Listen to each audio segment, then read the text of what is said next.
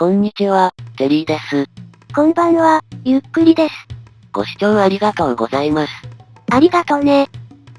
さて、前回の引き続きプレイなため、まだアレックスのままです。調べてみたら、スキンの変更はランチャーで行えたんですね。道理で 1.12 起動後の設定のどこを探してもなかったわけです。そういえば、今度は採掘の準備は大丈夫なの？控えめながら原木を取り足していますので、鉄装備を揃えるくらいまでならなんとかなるでしょう。さて前回は、かなり久々に新ワールドでのプレイを始め、進捗に導かれつつ色々変わったところを確認しながら、3つの進捗をこなしました。で、ここで初心縛りなるものを補足します。進捗やレシピ本から急遽思いついたというか、プレイしてて気づいたらいつの間にか行っていたものだったのですが、内容を整理して、この企画に正式採用することにしました。一言で説明すると、初心者が行ったら不自然な行動を制限する縛りです。より厳しさを求めた縛りではなく、初心に帰ってのプレイを楽しむための縛りです。で、ルールは、プレイ内で見聞きしたことしか知らないものとしてプレイしつつ、プレイ外の知識の活用は適切なきっかけを通してさりげなく行うルールです。プレイ外の知識を否定したものではないのね。はい。で、具体例を一つ挙げると、例えばゲームを始めたばかりでは、まだ土の下に石が埋蔵していることを知らないので、何らきっかけなく土を掘り返して石を入手すればルール違反です。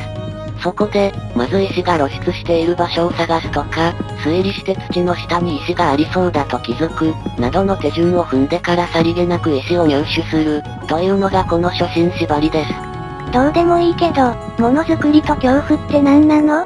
マイクラはものづくりゲームでかつ、サバイバルホラーですから、それらをきっかけに偶然石を見つけるのは、何ら不自然はありません。例えば、何かの頭蓋骨を3つ入手したら、唐突にものづくり意欲が湧いて偶然何かを召喚できたりするのは、初心者にはありがちなことなんです。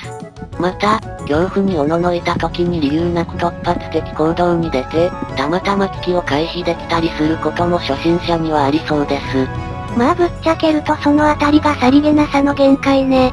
ただ、偶然を連発するのはさすがに初心者としてもおかしいので、基本はきちんと探索や筋道を立てた推理をきっかけにと心がけます。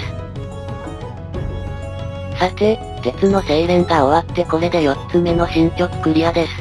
それにしても、よく鉄鉱石がかまどで精錬できることに気づいたわね。まあ熱処理できる手持ちの道具がかまどしかなかったことから当たりをつけました。ともかくこれで進捗6列目が表示され、前回の水色の鉱石の正体はダイヤモンドだったようです。進捗順から考えるに、少なくとも鉄製のツルハシを用いないと入手できないのでしょうね。さて、さらに鉄ツルハシの進捗を達成すると、鉄ツルハシから先の進捗7列目が表示され、どうやらダイヤで防具が作れるようです。次に目指すのはダイヤ防具かしらね。熱に弱そうですが大丈夫でしょうか。まあでも、進捗に導かれているので入手を目指します。そしてあと、1.9 の新要素、盾を作っておきます。これはマジで使用経験がなくて、勝手がわかりません。鉄装備すらない今は、大いに活躍してほしいと望みを託しています。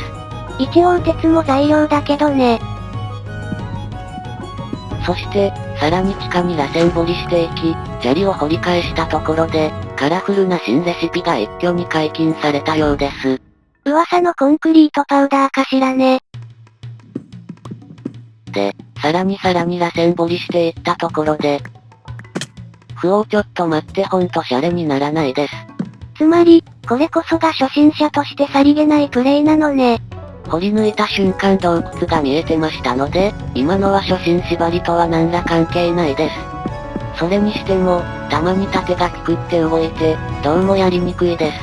どうやら丸石が置けない距離の時に、左手の盾が反応するようです。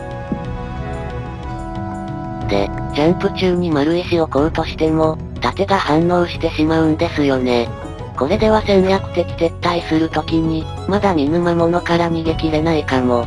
どうしよう。左右を持ち替えても状況は変わりませんでした。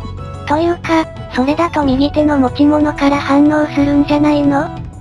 ちょいと苦戦しましたが、ジャンプして1メートル以上の高さになってからポンと丸石を置けばよかったようです。マウスをしっぱなしでジャンプする癖をやめないといけないわけね。その後2分ほどでレッドストーン入手です。この新レシピ解禁で、どうやらコンパスと時計が作れることが分かりました。2つともあると便利そうです。さて、再び岩盤に到着です。ここらで当面の課題や方針を整理するとこんな感じです。エンチャントはまだいいの？言葉の意味から考えれば魔法の部類でしょうけれど、滞っている冒険系の進捗をこなすのが先かなと。つまり、できれば村人取引で揃えたいのね。さて、では前回同様、一番上の岩盤から6段登ったコードから、水平方向にくるっと掘り始めてみます。どうでもいいけど、初心縛りやる気あるの？こればかりは、どうしようもありません。あえて言うと、恐怖におののいてこのコードで採掘しなければならないと、猛烈な衝動に駆られました。なら仕方がないわね。で、これで鉄鉱脈はこの企画で3カ所目ですが、横に広がってしまっていました。これ多分、鉱脈生成仕様が変わってますよね。バージョン 1.8 の金鉱脈仕様変更に続き、鉄鉱石をお前もか、という気分です。ダイヤは大丈夫かしらね。いくつか掘ってみないとなんともです。さてその先でさらに鉄を入手し、これで6つ目の進捗達成です。胴体に装備した時、防具がプラス6にもなるらしいので、なんだか急に強くなった気分です。はじめの村周辺の雑魚敵になら楽勝かもしれません。そろそろ腕試ししてもいい頃合いね。でも、よく読むと、まずダイヤ防具で私の命を救わないといけないようなんです。さてひとまずこれで1周です。鉱脈の仕様変更から考えると、2周目からは3マスではなく4マス間隔で採掘するべきか一瞬迷いましたが、なんだか怖いのでそれ以上考えるのをやめました。間隔広げると、鉱脈見逃しで不利になることはないの？直感的には、同じ鉱脈を見つけてしまう採掘ルートの重なりロスの方が、影響が大きいと思います。で、鉄のレギンスを用意できたところで、コンクリートパウダーの必死のアピールに負けてしまいました。カラーブロックはこんな風にレシピ本に閉じてあるのね。ともかく2周目が完了。で、その後も鉄を次々に採掘し、これでやっと北の方位がわかるようになります。ならないわよ。そして3周目完了した時点で、まだダイヤが見つかりません。前回岩盤付近でダイヤ見つけてるし、初心縛りなら岩盤付近のコードでダイヤ探しすべきよね。私には無理です。まあその後あっさりダイヤを見つけ、鉄ツルハシでないと入手できないとの推理を活かして、7個目の進捗達成です。達成した進捗の2つ先まで表示されるようなので、最初の進捗ページであとあるとすれば、黒曜石の先くらいとなりました。で、その3分後には青い鉱石を見つけました。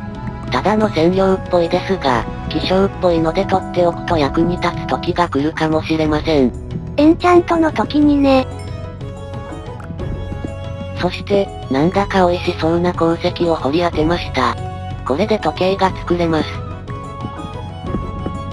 最後に地下探索の出来事として、溶岩バケツの進捗達成です。で、黒曜石から先の進捗はまだあるようです。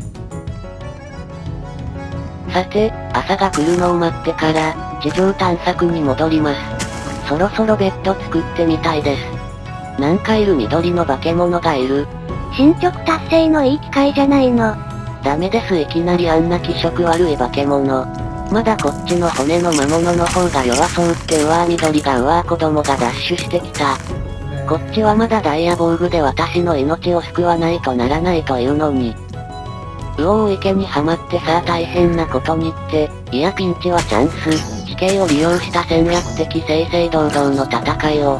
うわぁうおー、盾を作っておいてよかったです。でも今、まるで緑の化け物が爆発すること知ってたかのように立て構えたわね。シューッと言ったら爆発するに決まってるじゃないですか。さて、その後はサトウキビを発見して入手し、3カ所目の村を見つけた先で、ようやく毛が生えた哺乳類が羊だとわかり、高山気候にアルパカがいる可能性は薄くなりました。ベッドの材料がアルパカしかなかったら、さすがに初心者に酷よ。ハサミはレシピ解禁してたものの羊毛狩りに使えるかを知らないので。やっと材料は揃いました。まず作れるのは白いベッドなんですね。赤いベッドじゃないと違和感があるの？そんな色のベッド知らないので、全然違和感なんてありません。まあでも、赤いベッドの作り方はレシピ本に載ってます。さて、相変わらず色々あって、序盤は取り上げるものが盛りだくさんでしたが、でもぼちぼち減ってくるかなという感じです。当面の課題や方針ですが、ひとまず全部の進捗を表示させるところまで進めたら、先々の見通しが立てやすそうな感じです。次のワールドに備えて、難関進捗を見極めるには便利ね。では、次回も頑張っていきます。それではまたね。バイバイ。